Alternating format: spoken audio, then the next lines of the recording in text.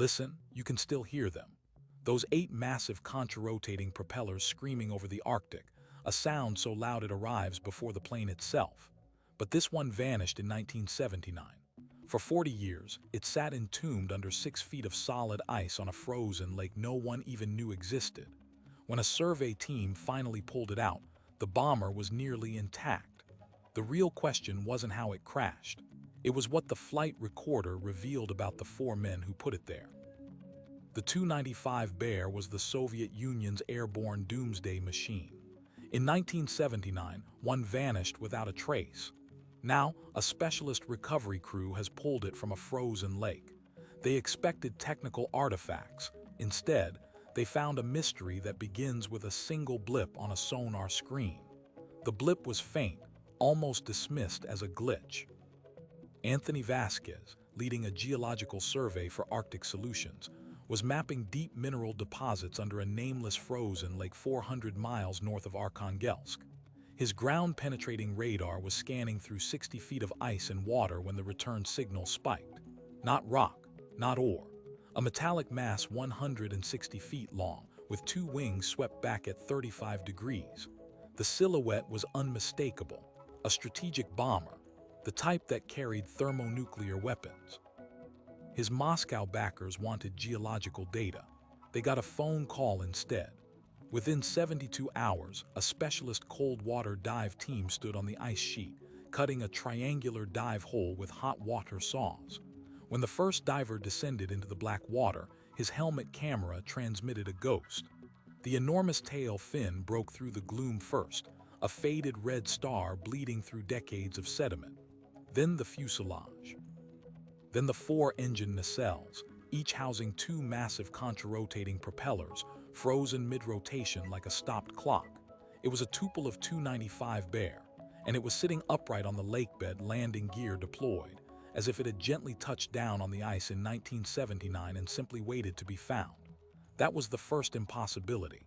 Soviet records showed no Bear bomber ever lost in this region. The second impossibility was the condition. The cockpit canopy was sealed. The emergency hatches were closed. No distress call had ever been logged. The divers cut through the frozen fuselage and extracted 2 black boxes, the flight data recorder and the cockpit voice recorder. Both were intact. The data download began immediately in a heated surface tent. The flight path was damning, a deliberate deviation from the approved patrol route, executed 47 minutes before the end. The voice recording took longer to crack.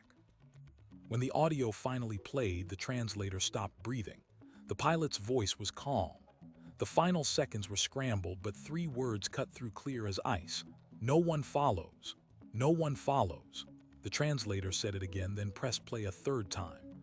The same 3 Russian words: Nyet, Nikto, Sledayet. The recording was chaotic now, a cockpit alarm wailing, altitude callouts dropping, a navigator's voice cracking under pressure. But that phrase remained the anchor. The pilot, Captain Mikhail Orlov, had repeated it 7 times in the final 60 seconds of flight. It wasn't a command to anyone on board. It was a message to the world. No one follows. No one catches us. No one knows. The flight data recorder filled in the blanks.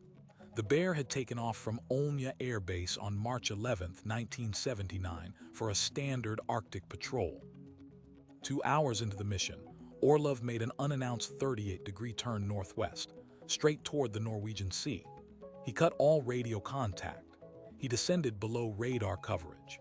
His 8 contra-rotating propellers were burning fuel faster than any recovery team could justify for a routine training exercise.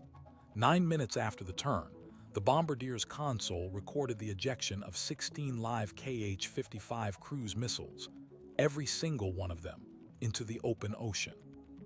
They were jettisoned, not armed. Orlov was shedding weight and evidence. He wasn't attacking anyone, he was escaping. The cockpit voice recorder peeled the final layer. The crew of 4, 2 pilots, a navigator, a flight engineer, had been in open conflict for over an hour.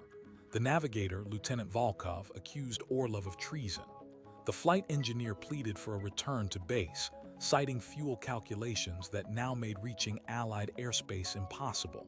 Orlov's voice never wavered. "We are already dead men," he said. "Choose where you die."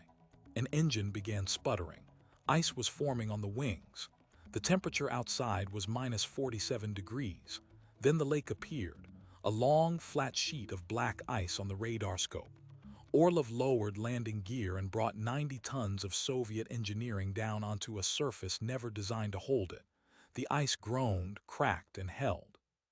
For just 30 seconds, the Tu-95 sat on top of the world, engines winding down, breath fogging the windshield. Then the ice split and the bomber slid through. The cockpit sealed instantly. The water temperature killed the engines. The voice recorder captured one final exchange: Volkov crying for his mother, Orlov whispering the same 3 words again before everything went silent.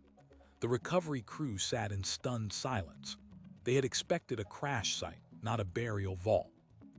The Bear was a time capsule, and the defection it documented had been completely erased from Soviet history. Orlov and his crew were never reported missing. Official records listed them as killed in a mid-air collision over the Barents Sea later that same week. Their families received closed caskets and medals. The truth had been frozen under this lake for 4 decades while the Cold War raged on without them. Now that truth was thawing, and Moscow would not be pleased. Anthony uploaded the black box data to a satellite uplink, triggering an automatic alert to his backers in London. Inside 6 hours, a Russian military liaison requested a phone call. The message was blunt: "The aircraft is state property. Halt all recovery operations immediately. A naval vessel is en route." The team had maybe 72 hours before someone showed up with guns. Angela Vasquez had never rebuilt an engine underwater in her life, but she had flown 2,000 miles on a single text: "Need your hands. Cold. Worth it." She stood at the edge of the dive hole now, staring at the schematic of a Kuznetsov NK-12, 12-foot blades, 4,000 shaft horsepower, contra-rotating to a scream that could damage eardrums. Her job was impossible: disconnect 4 engines, lift them through 6-foot-thick ice, and restore them to running condition on a makeshift stand. She had 60 hours left on the clock, and if she got it right, those propellers would spin again for the first time since 1979. The defection story would roar out of the Arctic for anyone to hear. If she got it wrong, the proof of what Orlov did would be smashed by a Russian naval boarding party and sent to the bottom of another lake, this time permanently. The first engine didn't want to move.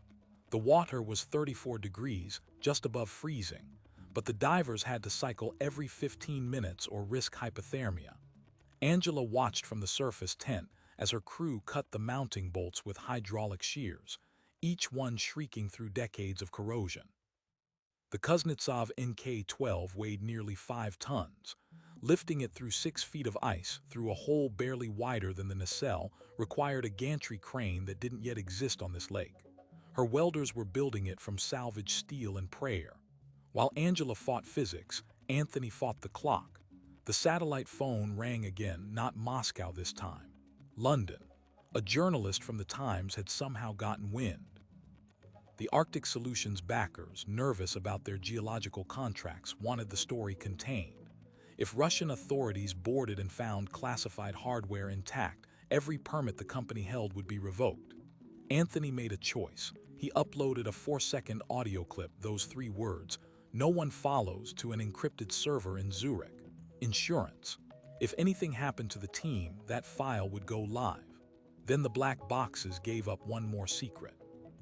The flight engineer's personal log, scratched onto maintenance panels in faint pencil marks, told the rest. Orlov hadn't been flying blind. A Norwegian signal had pinged from a trawler 60 miles offshore, guiding him toward a landing zone. The crew intended to taxi onto the ice and torch the bomber, then exfiltrate on foot with passports sewn into their uniforms. But the ice was thinner than forecast. When the Bear's main gear punched through, the exfiltration plan sank with it. Orlov's last words on the cockpit recording were the only funeral he'd ever get. Angela's crane was assembled by hour 48. The first engine broke the surface at dawn, dripping black water, turboprop blades gleaming like new. She tore it down on a heated platform inside a makeshift tent. Combustion chambers, reduction gearbox, blade pitch adjusters. The Soviet tolerances were surprisingly sloppy, but the machine had been engineered for survival. A fresh fuel line, a new ignition cartridge, and that engine would burn again. She knew it. Then the surveillance drone spotted the ship. The icebreaker Akademik Fedorov had diverted from a research mission and was now 18 hours from their position, moving at maximum speed. The Russian liaison's next call wasn't a request. You are conducting salvage on sovereign military material. Leave everything in place or face consequences. Anthony asked what consequences looked like. The line went dead. Angela had 2 engines rebuilt and mounted on a steel test stand. The third was still under ice. She made a decision: run what you have. The ground run-up would happen at hour 62, 2 hours before the Russian contact window. The frozen lake would hear the bear roar again. And this time, the whole world would know why it never made it home. At hour 61, the test stand was ready. 2 Kuznetsov NK-12 engines, 16 feet of propeller arc, rust-stained but rebuilt, sat side by side on a welded steel frame. Angela had stripped and cleaned the fuel lines, replaced the ignition cartridges, and hand-turned the reduction gearbox until the contra-rotating blades moved without resistance. The third and fourth engines were still under the ice, abandoned. What mattered now was this: a 6-ton mechanical voice frozen for 40 years, about to break its silence. Anthony unlocked the test console. The accelerometers were live. A satellite uplink fed the audio straight to the Zurich server, the one with that 4-second clip. If the Russians jammed it, the world would hear the engines anyway. The icebreaker was 7 hours out, now visible as a smudge on the western horizon. Angela gave the signal. The starter motor whined. The first fuel charge of the new century misted into the combustion chambers. Then ignition. The sound didn't start, it arrived. It was not a noise you heard. It was a noise that colonized you. The tips of those 4 contra-rotating blades, 12 feet across, broke the sound barrier at full chat, creating a shockwave that rattled the ice, the tents, the fillings in your teeth. It was the most distinctive sound in military aviation, the one that had kept NATO interceptor crews awake through the Cold War, and now it was screaming across a nameless Arctic lake at 6,500 revolutions per minute. The test stand shuddered but held. The telemetry streamed clean. 90 seconds of ground run-up, the engine cycling through throttle settings, black exhaust trailing across the white sheet. Angela was crying.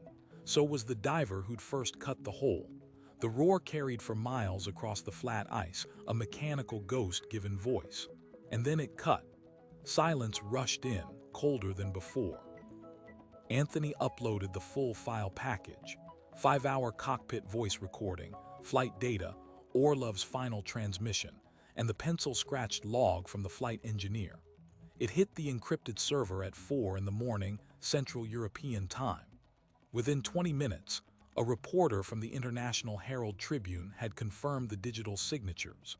Within an hour, the Times had stripped the defection story onto the front page of the daily edition. The world learned what the Arctic had held. Captain Mikhail Orlov wasn't a lost pilot.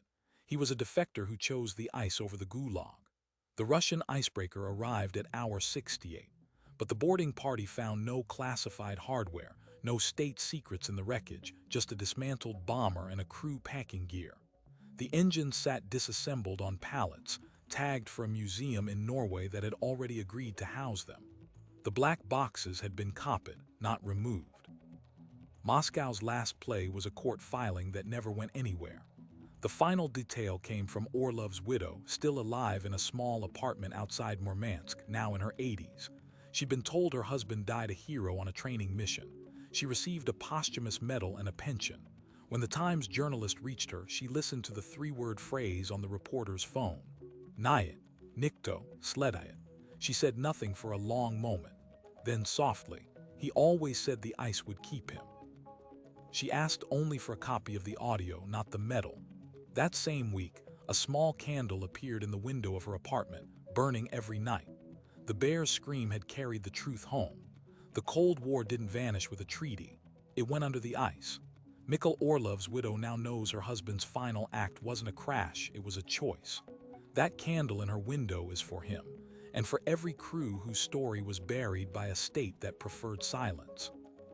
The Bear's engines were rebuilt, run once on a frozen lake, and then dismantled for a museum where they'll never scream again.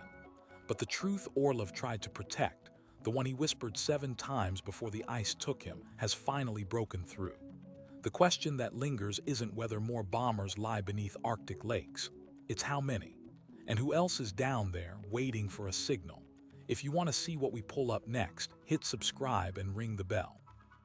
We're already packing for the next expedition. And this time, we know what to listen for.